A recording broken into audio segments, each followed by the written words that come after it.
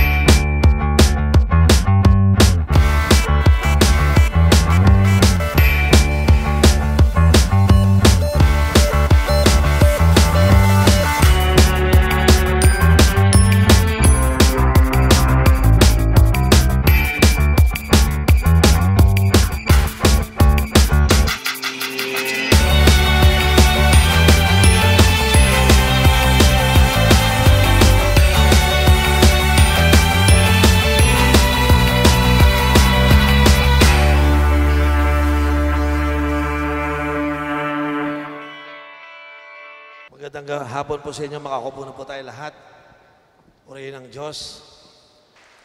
Itong month ng December, ito po yung final message ko na tatapusin yung topic ng dream. The reason I want to preach about dream is because many people misunderstood dream. And in fact, most people don't know how to dream because they don't really understand the power of dream. So let me start from reading the Bible, a story of a man who had a dream. And then we will look into that man, the life of the dream, or the life of the dreamer and his dream. It all started sa Genesis 37 verse 5, at walang iba po kundi si Joseph. Sabi po ng Bible, Joseph had a dream, and when he told it to his brothers, they hated him all the more. Verse 6, he said to them, listen to this dream I had. Verse 7, we were binding sheep of grain out in the field when suddenly my sheep rose and stood upright while your sheep gathered around mine and bowed down to it. Verse 8, his brother said to him, do you intend to reign over us? Will you actually rule us? And they hated him all the more because of his dream and what he had said. Balik tayo sa verse 5. You would notice yung nature ng dream. You know, I want to share to you the nature of the dream. Because gusto ko pong maunawaan ninyo, kasi pwede tayong dayain ni Satan na mali ang pananaw natin sa dream, kaya ayaw na nating mag-dream. Yung isa naman, hindi niya alam kung ano ang nature ng dream, kaya ayaw niya nang mag-dream.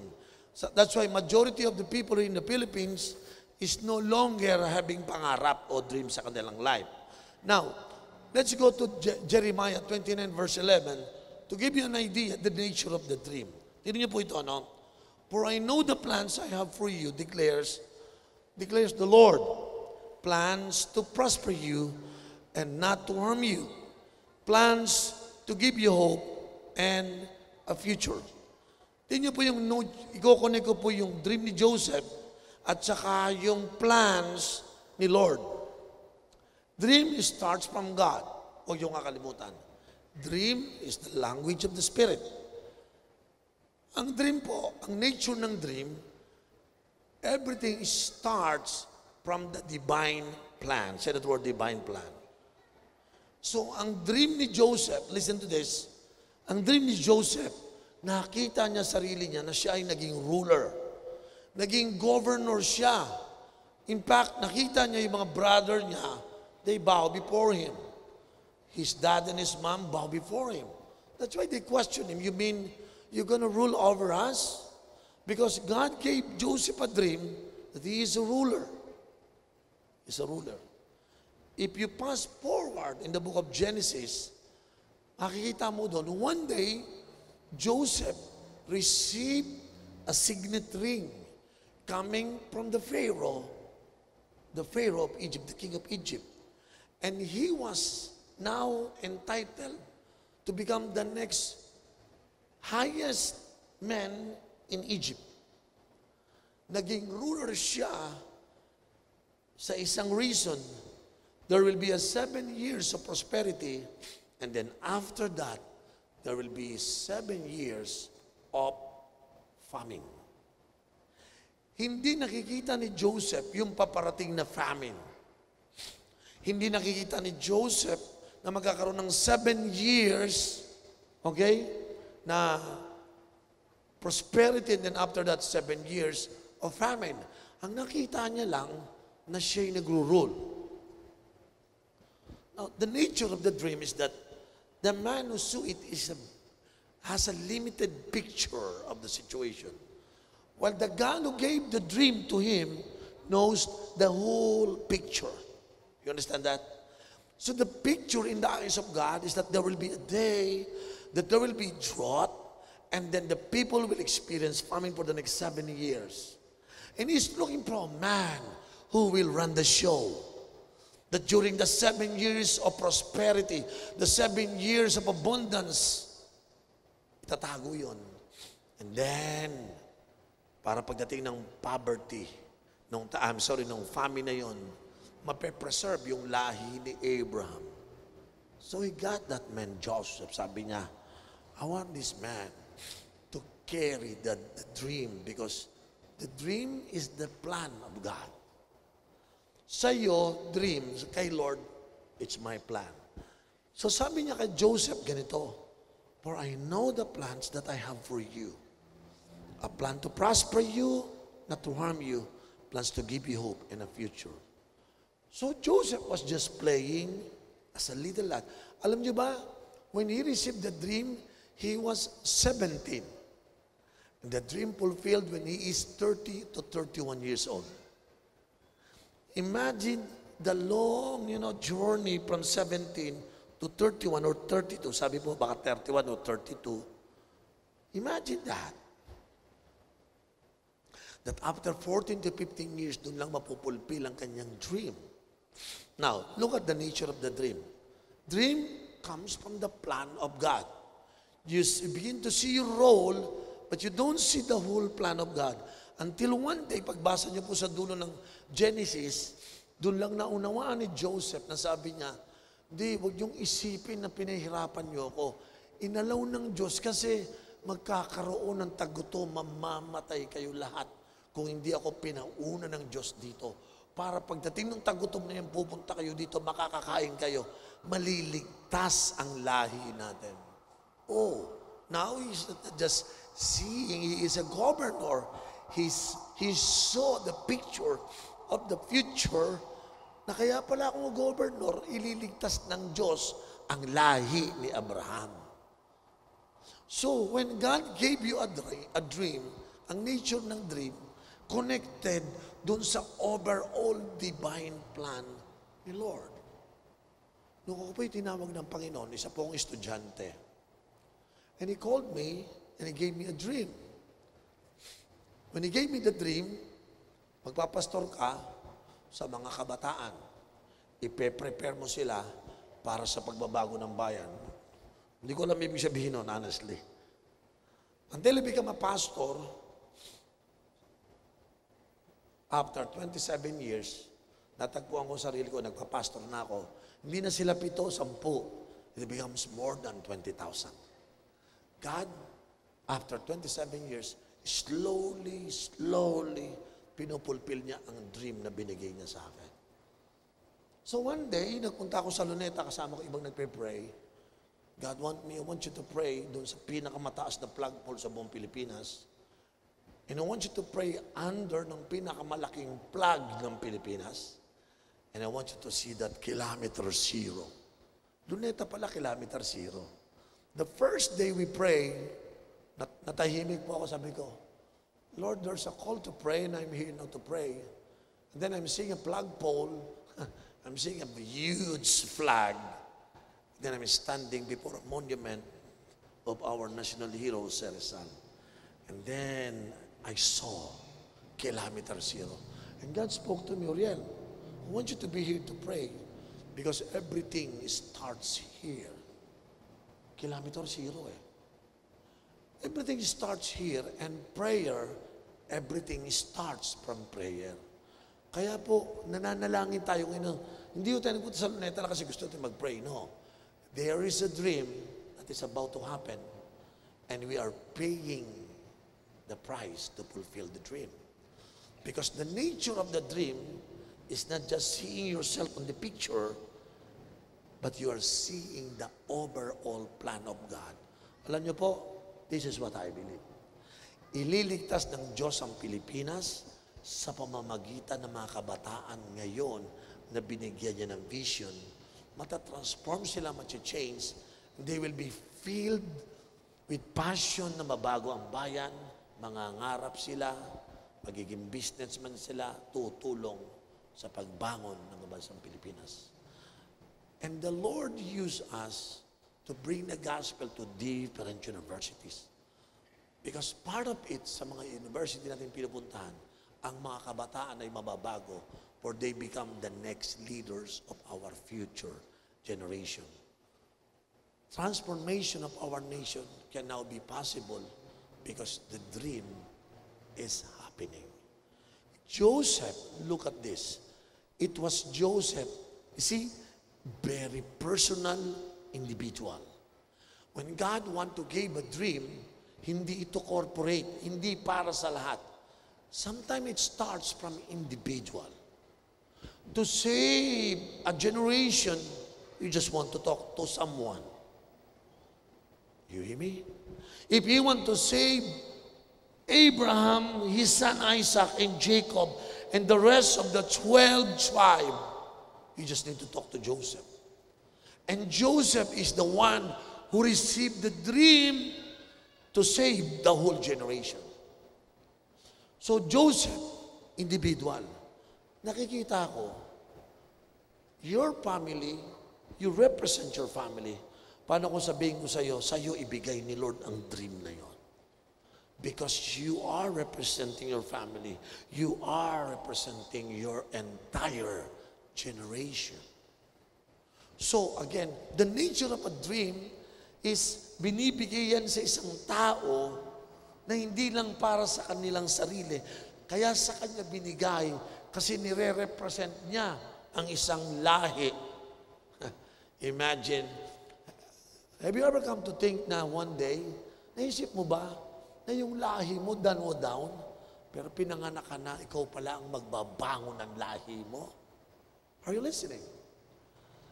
Have you ever tried to see that there is certain situation in our nation, kaya ka pala pinanganak, ikaw binigyan ng dream, because a certain problem will come up, and God prepare a solution through you. You never know that it will be Joseph who will save the whole 12 tribes. You never know that. But anyway, even though you don't know that, I have a plan for you. A plan to prosper you, not to harm you. A plan to give you hope in the future. So sabi po ng Bible, Joseph had a dream. Now, Joseph is no longer Joseph. Because he had a dream, Joseph is now become a dreamer. So it's not just Joseph, he become a dreamer. If your name is Luisa, that Luisa must become the dreamer. Amen. Have you ever tried to realize that you look at yourself that you are no longer Oriel, you become the dreamer? Look at yourself. Are you a dreamer? Because every dream needs a dreamer. Dream will never ever come to pass unless the dreamer is willing to work out on the dream. No wonder many people just give up their dream because they don't want to become the dreamer. So Joseph is a dreamer. Balikan natin yung Genesis 37 verse 5. Look at this. So Joseph had a dream. Sino sa inyo magsasabing, Pastor, my name is Luisa and I had a dream. Taas yung kamay dito ng sabi mo, I had a dream. Taas yung kamay yung, meron akong dream. Have you ever received a dream from God? Ha? Gising ka naman, pero may dream ka. Itong dream na to, hindi ito binigay sa kanya nung tulog siya. He was aware that he is dreaming. Mga kapatid, when this dream come to Joseph, you know what is happening to himself? Meron siyang nakitang future hope. Meron siyang desire sa kanyang heart na naroon nag-stick na. Pinagkukwento niya. Alam niyo, madali niyong malaman ng dream kung totoo galing sa Diyos. Hindi mawala sa isip mo. Itong taong ito, nung nakadream, hindi mapakalay, memoryande. Pag Tol, ikwento ko sa inyo, I had a dream. Tay, may dream ako. I had a dream. Isang nature ng dream, pag meron, hindi ka mapapayapa. Hindi ka matatahimik. Doon lagi. Parang pagkit, hindi mo wala. Pag may nakausap ka, alam mo, naranasan nyo na ba yun? Have you ever come to realize that one day, how come you keep on talking about your dream?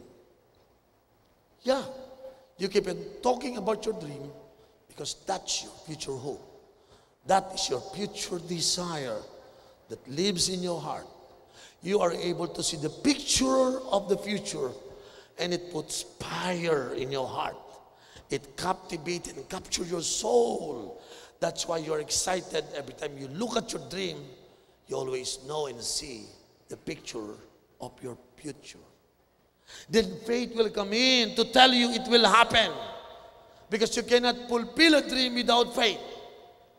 I believe faith to see, your faith will make you see that the future will happen.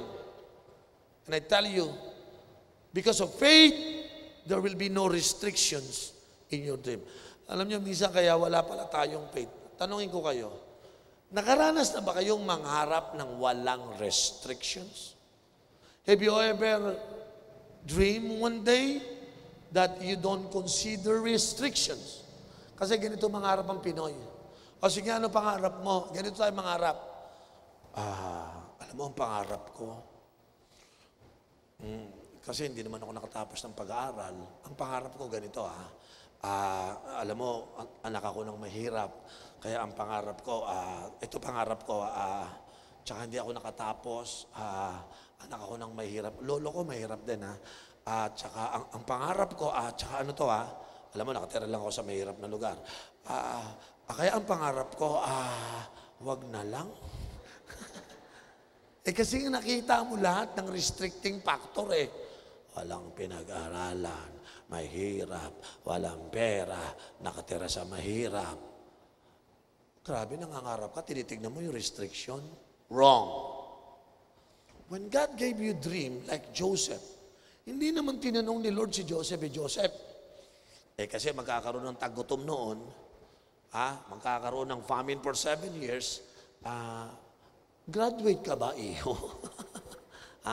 Tsaka meron ka ba dyan? Hindi. You know what? When God gave you a dream, He never even considered all your natural ability. You understand what I'm saying here? Now, why are you dreaming with restriction while God is giving you a dream with no restriction? Parang ganito yan. Pag ikaw binigyan ni Lord ng pangarap, may kasamang blank check. Sige, ano plano mo sa buhay mo? Ano plano mo gagawin mo? Kung meron kang blank check. Sige. At ang nakapirma doon, Donald Trump. Buy all you can. Sige nga. Tingin mo, ano gagawin mo?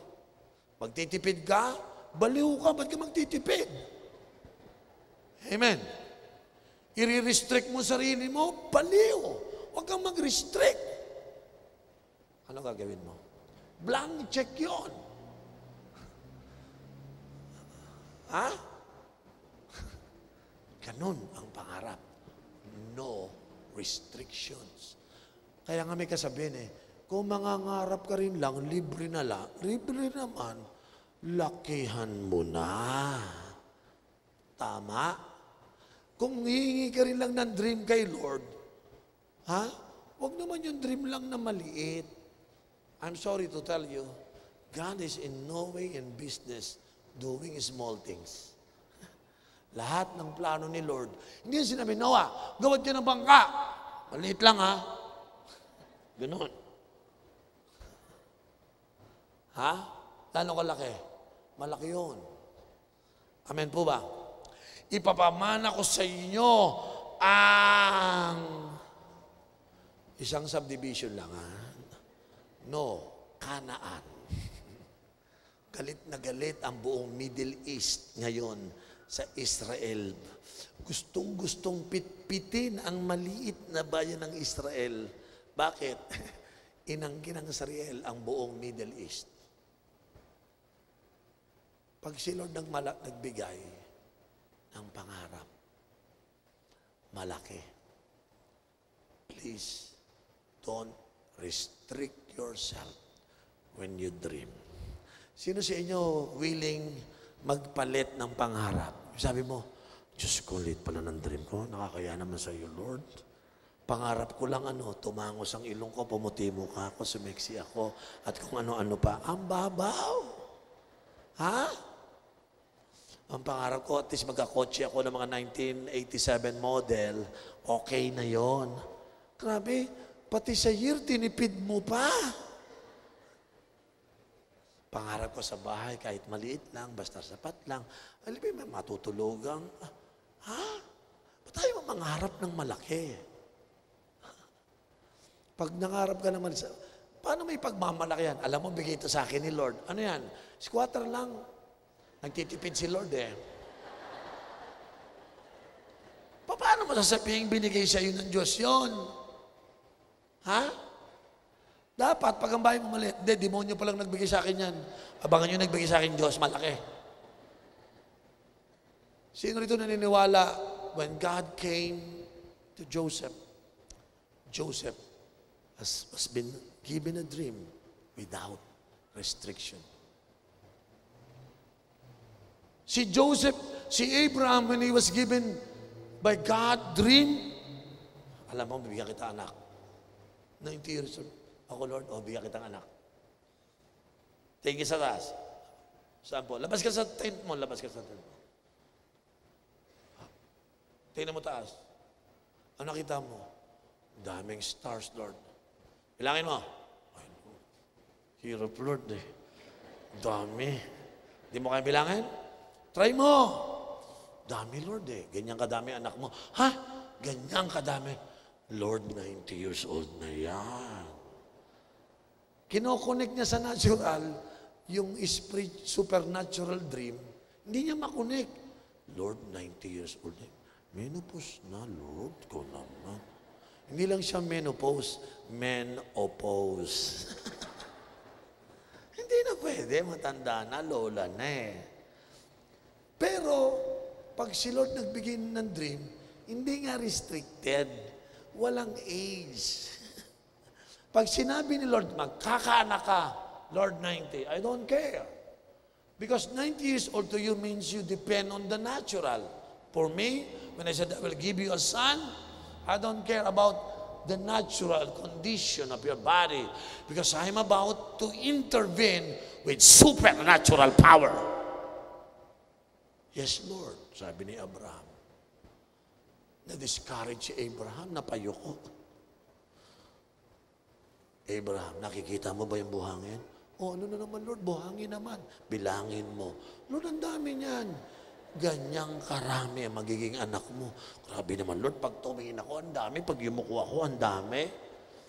Because God was trying to convince Abraham that when you dream, it's a dream without restriction. Nire-restrict ka ng natural, 90 years old. Pwede yan. Tingnan mo katabi mo. Ha? Maraming restriction yan. Sabi mo, pwede pa yan. Ha? Sabi mo, supernatural to, pare. Ba to? Sino gusto ng supernatural dream? Woo! Kasi tayo, lagi tayong restricted eh. Pastor, gusto ko naman talaga mag-asawa, pero alam mo naman ang edad ko ngayon. Tipor na ako ngayon. Ilan taong ka na ba? 19. Anong 19? Naintindihan nyo na yun, Pastor. Ba't tayo mong sabihin, 19 nga, naintindihan mo na. Minsan pag nagkakaedad ka, wala ka pang asawa, titingnan mo yung natural form ng body mo, natural date ng birthday mo, parang hindi ka makatawid, hindi ka makaka-crossover sa supernatural. Sabi mo nga sa katabi mo, crossover. Sino rito yung magde-depend sa supernatural? Amen? Sabi ni Lord sa iyo, payayamanin kitang mayamang-mayaman. Sabi mo, paano yun? Nag-aral lang ako, hindi nga nakatapos eh. Tsaka hindi ako marunong mag-business, wala akong business eh. Kasi tinitingnan mo nga yung restriction mo. Paano kung biglang ka bigyan ng, sabihin ni Lord, bigyan ko nga to ng isang talino. May mayang konti. Grabe. Sabi mo, tatalunin ko si Steve Jobs, gagawa rin ako ng ganyan, pero nakalagay, bayabas. O kaya, atis. Iba na. Bakit? Paano kung bigyan ka ng supernatural wisdom? Pwede ba mga kapatid, huwag niyong limitahan ng Diyos sa panaginip sa iyo. Huwag mong tingnan yung age mo, study background mo, apelyido mo. Lord, ba't naman ganito apelyido ko? Mabuti pa si Ayala ako. Laging nagkukulang. Yun ang apelyido ko. Laging nagkukulang. Yung isa naman ang apelyido, Dakuy-kuy. Ang pangit naman, Lord. Huwag mong tingnan ang apelyido mo, okay? Yung apelyido natin, sa natural, walang sinabi talaga yan. Pero paano kung sabihin ko sa iyo, it doesn't matter who you are. Because as long as you are a child of God, your name is connected to the great I am. Iba buhay mo. Ganyan ang nature ng dream. Pag nangangarap, walang corrupt. Amen? Tingnan mo katabi mo. Sabi mo sa katabi mo, mangyayari yung dream mo. Sabi mo, hallelujah. Palakpakan natin ang Diyos na nagbibigay sa atin ng dream. Dapat dumating sa level yung salitang Oriel had a dream. Lagyan mo yung pangalan mo. Sabihin mo, ano pangalan mo? Okay, sabihin nyo. 1, 2, 3, go. Kaya kung ang pangalan mo, Stella, Stella had a dream. So, dreamer ka ngayon. Tama. Now, sa nature ng dream, pangungunahan ko na kayo. Walang dream na smooth ang road. Ha? Yung, grabe nakaupo lang ako kusang napupulfill. Sorry, wrong number. Sapagkat pag binasa mo dito, Joseph had a dream. Nung oras na yon, may dream siya. At nung oras din na yon, they hated him all the more. Alam niyo ibig sabihin? The moment you dream, when the Holy Spirit will come and whisper the dream, because the dream is the language of the Spirit of God for your life. Yung oras na nangarap ka, immediately according to the Bible, satanic forces begin to gather themselves together. Satan immediately come up with a group of people to attack the dreamer. Immediately, his own brothers were utilized by satanic forces to attack Joseph so that he could destroy the dreamer. The dream will never happen. Grabe, parang tawag natin dyan, ang malas naman. Yun ang sabihin ng mga Pilipino. Kapapangarap pa lang, warat na kaagad. Because the day you dream, that's also the day satanic forces will eventually gather themselves together to fight against you and your dream. The goal is to destroy the dreamer because without a dreamer, no dream will be happening.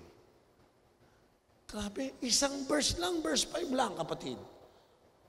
Kadidream pa lang, may kalaban na kaagad. So don't ever think that's the nature of the dream. Huwag kang mangangarap at sasabihin mo walang lalaban sa'yo. No. May kukontra sa'yo. They will rise up against you. Alam niyo ang malungkot dito? Mismo kapatid niya ang ginamit ni Satan para wasakin siya. These people, they hated him so much because he's a dreamer. Si Bunso, naranasan niyo na ba yung bunso niyo, galit na galit kayo dahil nangangarap? Hindi ba hindi niyo ginagawa yan? Ako may anak ako, si Tracy. You know, Tracy, she was so young. Ang sasabihin niya, alam mo niyo, sa buong magkakapatid, ako ang pinaka-love ni daddy ko. Yung tatlo, mga 18, 21, 22, madidinig, sasabihin Tracy, si daddy ko, love na love ako niyan. Dad, tell them, you love me more than anybody else. Madidinig ni Grace. Di ba, yung tatlo, natatawa lang. Sabi ni Naomi, you don't know what you are saying. Daddy loves me. Sabi ni Grace, akala mo lang yun, mahal ako ni Daddy. Ako ang firstborn. Sasagot si Odi, well, I'm the only boy here. I guess my dad loves me more than anyone else. The only boy. Sasagot si Naomi, well, according to Dad, I'm the most beautiful lady here. Si Tracy sabi niya, no! Bunso ako. My dad loved me so much. Di ba ganyan inisip natin? Ito baliktad. Sabi ni Joseph, mahal na mahal ako ni Dad. Patayin na yan. Gaganunin mo ba si Tracy? Patayin na yan. Sobra na yan. Mahal na mahal daw ni Daddy. Patayin na yan. Patulugin mo na si Daddy. Lasunin na natin yan. Gaganunin mo pa si Tracy? Tanong, paano nangyari yon? Yeah. Because there's an involvement of satanic forces. You don't do that to your brother and sister. How come you become like that? Because the brothers are utilized by the devil. Because the devil want not just the dream, but the plan of God. Alam ni Satan, magkakaroon ng 7 years of blessing, abundance, and then after that, 7 years of tribulation, of famine in the land.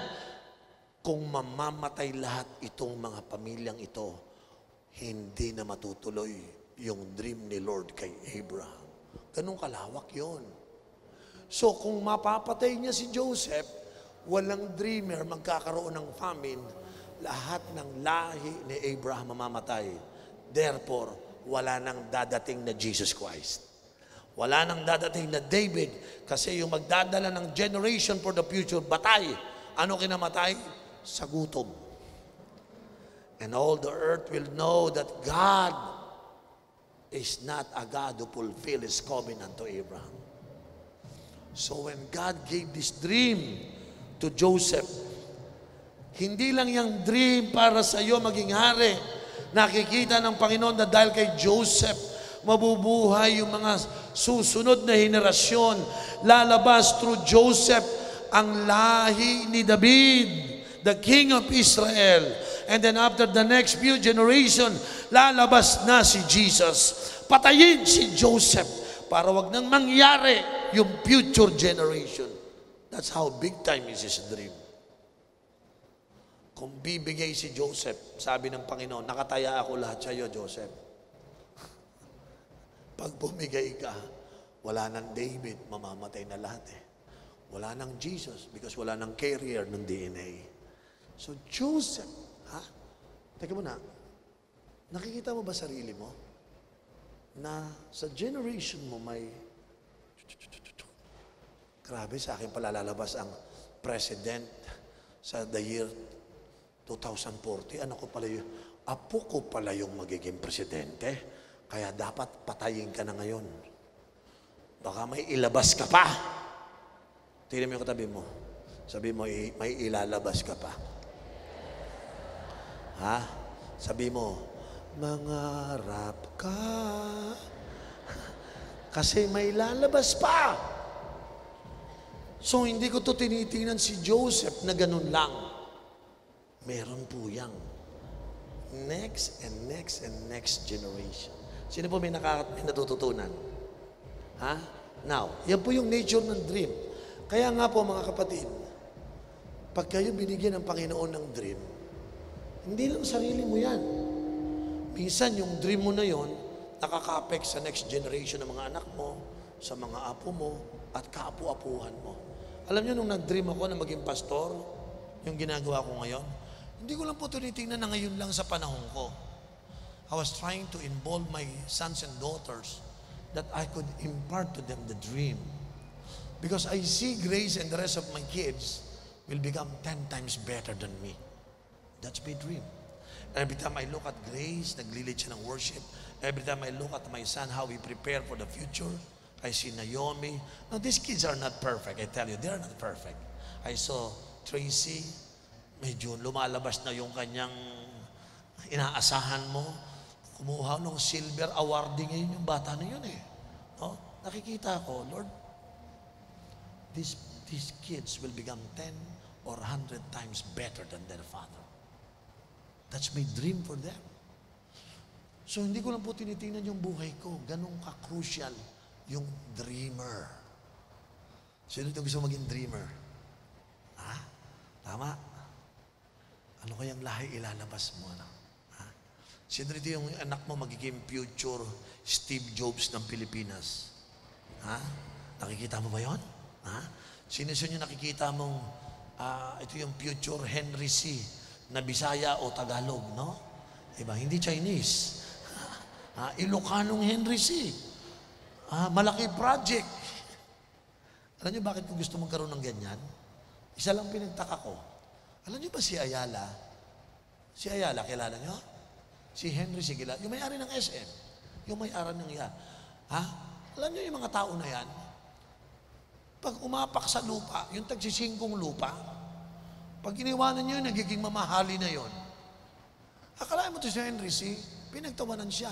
Nagpunta ng San Fernando, nakakita ng bukid, tinayuan yung lupa. Tumayo lang doon. At habang nakatayo, gumanito siya. Inapakan yung San Fernando rice field. Tapos gumanon lang.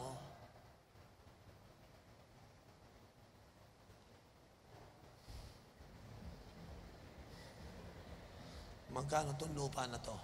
Sir, 100 piso per square meter.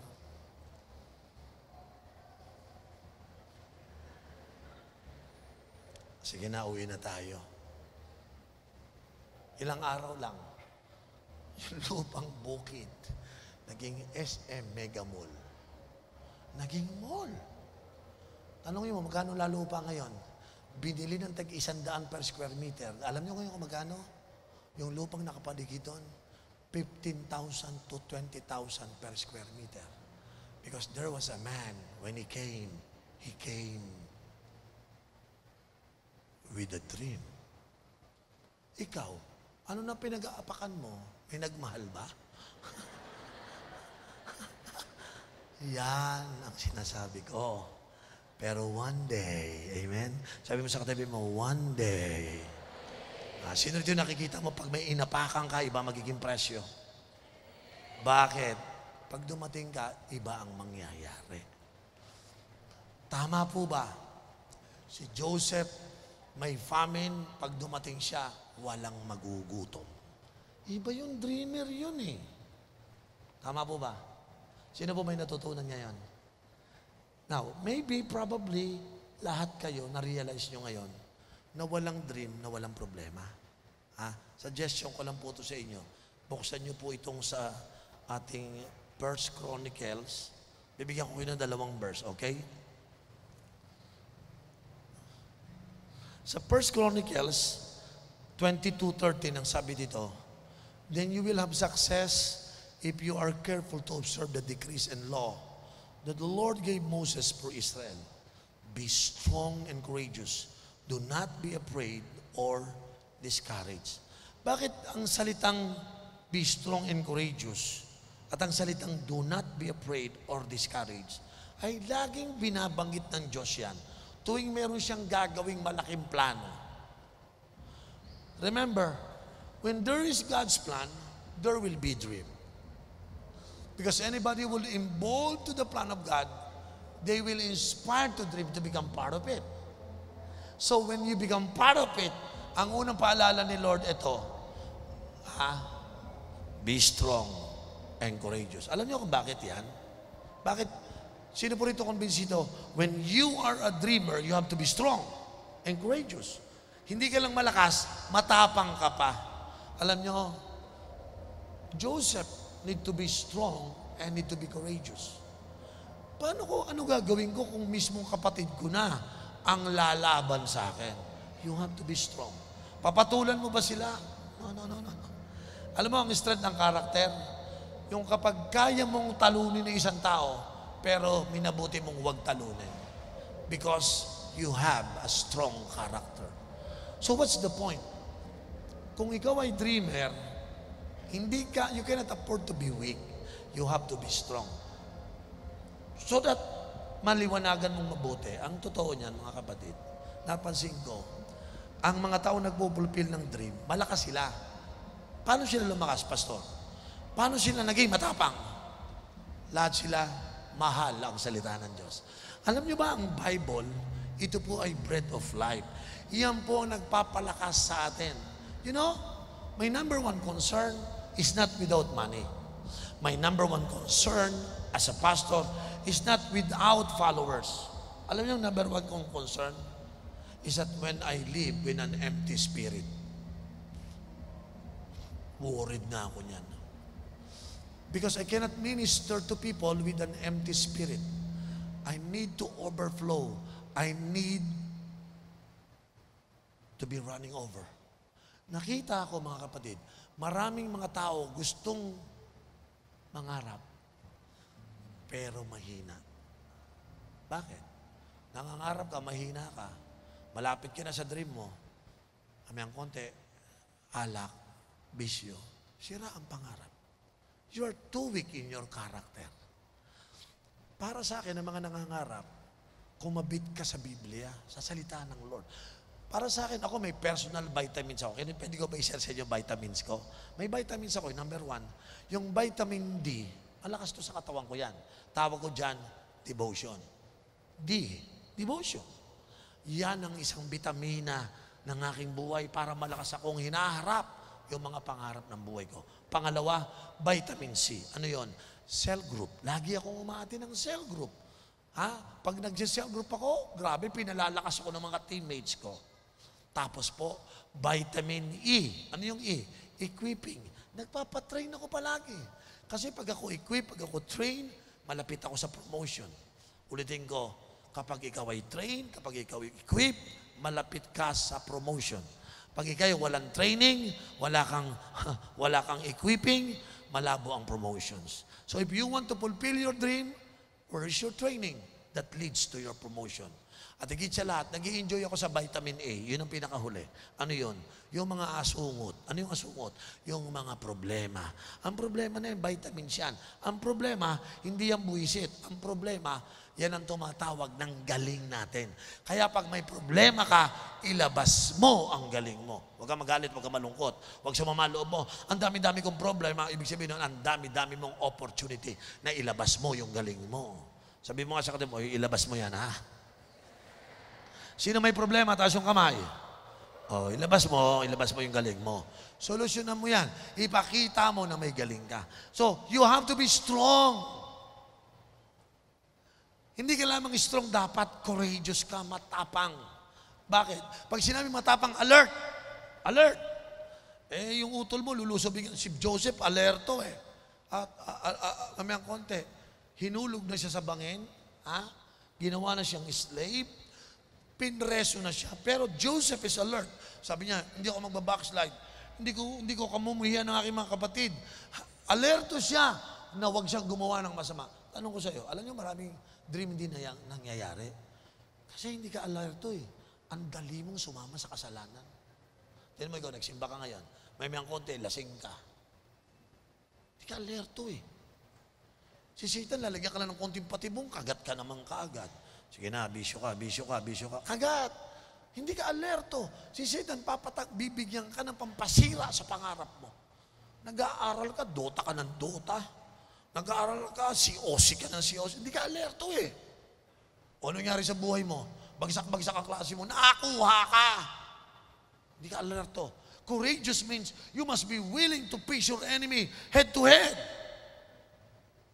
Kaya maraming hindi natutuloy na pangarap. Nangangarap lang.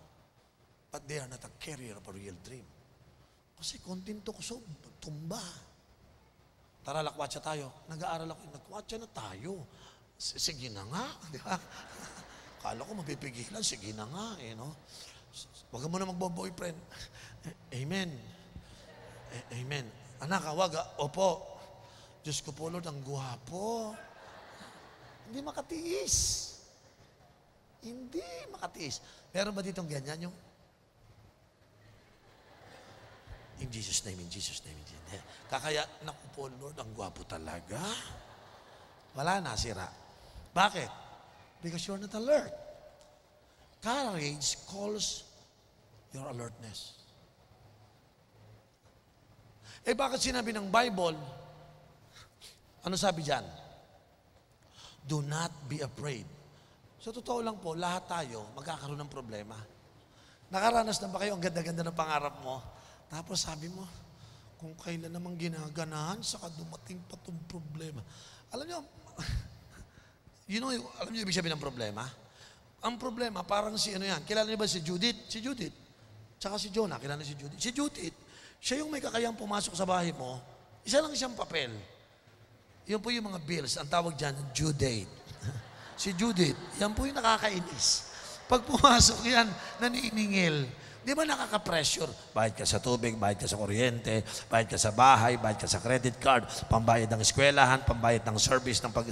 Grabe, pag nagpatong-patong yan si Judith, nakakainis yan. Tapos susundan pa ni Juna. Si Juna, yung due date, ito, Juna. Si Juna, pag yan dumating si Juna, mas matindi kay Judith yun. Kasi puputol lang ng kuryente yan. Tama, i-close na yung credit card mo. Kasi, Juna eh. Hindi ba nakaka-pressure? O ano ginagawa mo? Na-apply mo ba yan? Do not be afraid, pray not. Pero Lord, 7 Judith na to, Lord. At dumating na yung 6 na Juna. Ano mararamdaman mo? Di ba nape-pressure ka? Eh, nangangarap ka, may pressure. Normal yan. Bakit sinabi ni Lord, do not be afraid?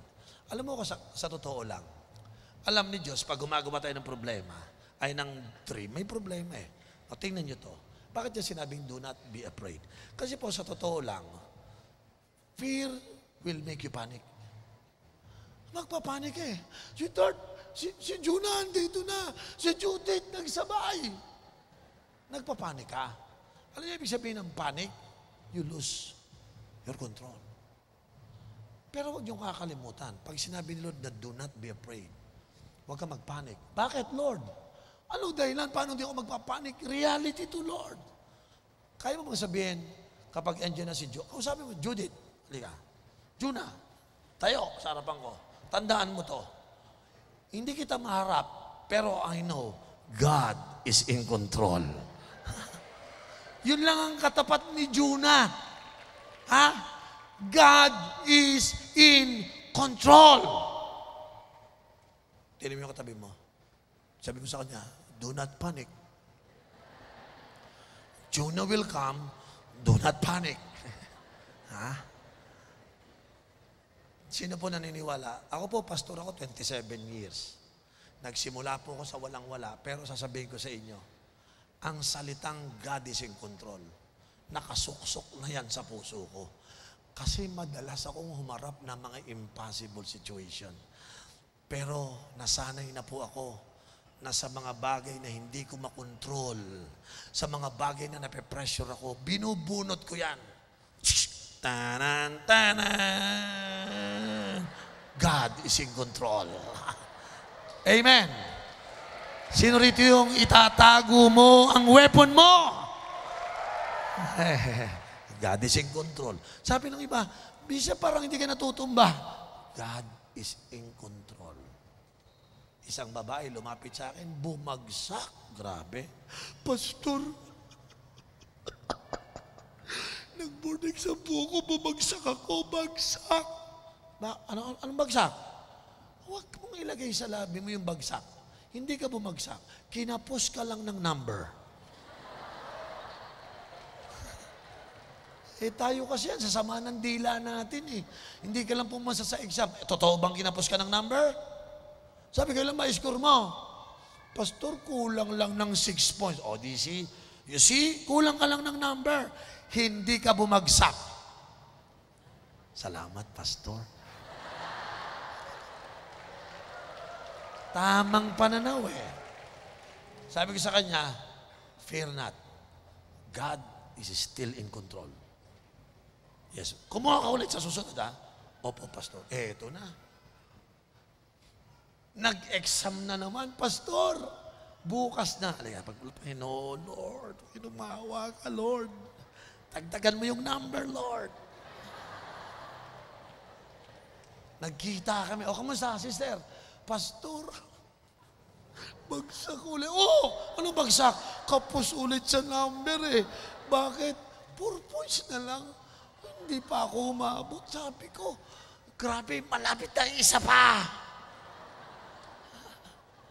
Alam niyo, pag ako, may experience ako eh. Nakakakaba yung nakita mo, classmate mo, 85, 95. Alam mo, nakita ko yung grades ko. 150. Sabi sa akin, ilang grade mo, Balyano? 150. 150? Talino mo naman, sumobra. Ito nakalagay eh.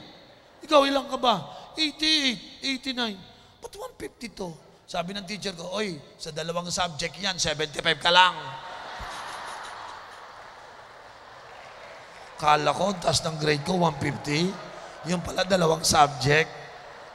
Di, ang sarap pakinggan, di ba? Ano grade mo? 150. Para sa 2 subject. Wisdom yan, para hindi masakit sa loob.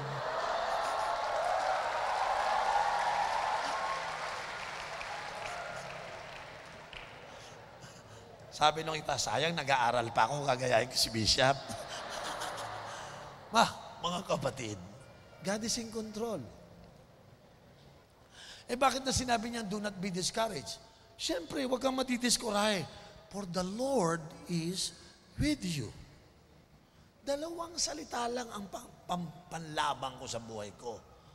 God is in control and the Lord is with me. Yun lang. 27 years na ako, buhay pa rin.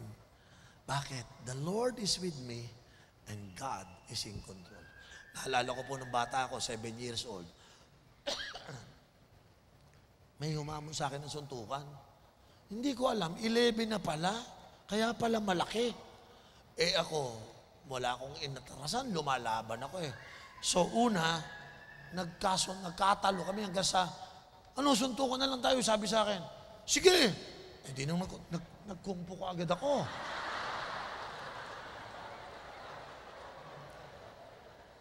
Nagkarate din ako. Alam niyo po, sinipa ako siya, kinarate ko siya. Walang tumama, ang liit ko eh. Nung siya na ang bumanat, sa pool ako lahat. To cut the story short, talo ako. Umuwi ako. Kasama ko yung dalawang kaibigan, malungkot kaming tatlo. Pagpasok po namin sa bahay namin, nakita ko ng tatay ko, Oriel, what happened? Sabi nung, hindi ako makapagsagot eh, nahiya ako eh. Sabi nung friends ko, Tony, napaaway ho yan. Gulpe. Ba't may sugat ka? Natamaan po ako eh. Ba't may sumubsog po ako eh. Natalo ka? Opo. Saan ka nakipag-away? Diyan lang po sa may likuran ng bahay natin. Tara, punta tayo. Doon pa ba? Opo. Sabi ko, bakit Dad? Labanan mo ulit. Dad, ang sakit na po ng katawan ko. Sige, labanan mo. Huwag kang magpatalo. Sasamahan kita. Nung naisip-isip ko, sasamahan ko siya. Sabi ko, okay to, dangal bangon to. Ibabangon ko yung dangal ko. Kasama ko tatay ko. Alam niyo po, tumunta kami ng tatay ko, nasa likod ko siya. Hinahanap ko hanggang nandun yung kalaban ko. Pango! Tinawag ko. Kaya kami nag-away dahil tinukso kong pango eh. Nakita niya nun. Isa pa, suntukan tayo. Sabi, natalo na kita, umuwi ka na. Pango. Pag umulan, malulunod ka, yung ilong mo nakaganon. Grabe, galit na galit. Lumapit mo sa akin. Ano sabi mo? Malulunod ka, yung ilong mo baligtad, pango. Galit na galit. Lumapit siya. Sabi ko, Dad, siya yun. Pumuporma yung kalaban ko, bigla tumingin sa tatay ko. Yan, Dad, yung sinasabi ko. Sabi ng daddy ko, sige, baka mo na yan. Dad, dyan ka lang, ha? Alam mo, na-intimidate yung kalaban kong 11 years old. Lagi nakatingin sa tatay ko. Nagulpi ko siya. Natalo ko siya. Sabi ko, umuwi ka na, Pango. Tara, Dad, uwi na tayo. Alam niyo, bakit ko siya tinalo? Because the Lord is with me. Pagkasama mo, Panginoon, tumatapang ka. Amen. Wala ka ng pambayad, matapang ka pa rin. Amen. Amen. Yung iba nagtatago, sabihin mo, wala ako. Ikaw hindi. Haharapin kita. Wala akong pera ngayon. O ano gagawin mo? Wala ho. Tinatanong ko lang kung may pambayad kayo. Mga kapatid, nakita ko talaga. Itong God is in control, tsaka yung salitang, the Lord is with me, ang lakas magpatapang. Yung iba sa inyo, baka natatakot na. Isuksok mo sa puso mo sa gabing ito, God is in control. Sabi mo nga sa katabi mo, do not panic. The Lord is with you. God is in control. Sino yung magsasabing, akin na yan? Sino dito isusok mo sa puso mo yan? Na tuwing ginagawa mo yung pangarap mo at magkakaroon ng problema, God is in control. Amen? The Lord is with me. Alam nyo, hindi kayo iiyak, hindi ka malulungkot because you know God is in control. Basahin niyo yung story ni Joseph. Napulpil pa yung dream niya? Yes. At ang sabi niya, for the Lord is always with Joseph. Yan lang po ang palaban natin mga Christian.